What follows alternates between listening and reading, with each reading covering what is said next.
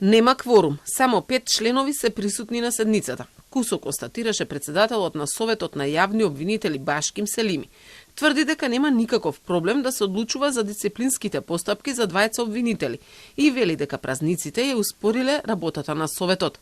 Не е никаков проблем.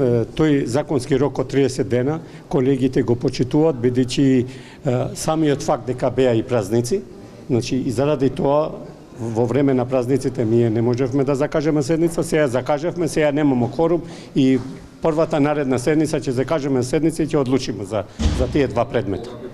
Тоа би било, да не кажам ни брзо, ама ќе биде многу брзо. Пред една година, дисциплинската комисија во обвинителството поведе постапка за тогашниот шеф на Вишото јавно обвинителство во Скопје, Мустафа Хајрулахи, и вишиот обвинител Јован Цветановски. Подоцна и на двајцата им беше поднесено обвинение за злоупотреба при распределба на предмети.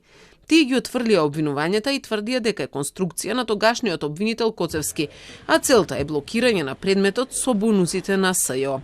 Мустафа Хајрулахи е обвинет и дека се заканувал и вршил психичко насилство врз 5 жени, вработени во обвинителството. И додека Цветановски се уште е под суспензија, Хајрулахи се откажа од функцијата и стана адвокат.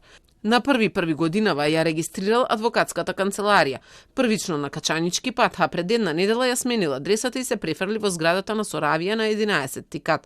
Кулата Валхала, како што е новото име на бизнис центарот, и покри тоа што е во стечај, е дом на повеќе фирми.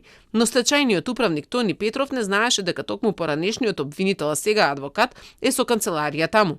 Инаку Дрин Ахмети, внукот на лидерот на Дујали Ахмети во јануари лани, за емисијата Код тврдеше дека тој оперира и го раководи центарот. Хајрулахи не сакаше да коментира ништо, ниту за дисциплинската постапка, ниту за тоа како баш Соравија ја избра за да се смести како адвокат. Кусо вели дека се е средено.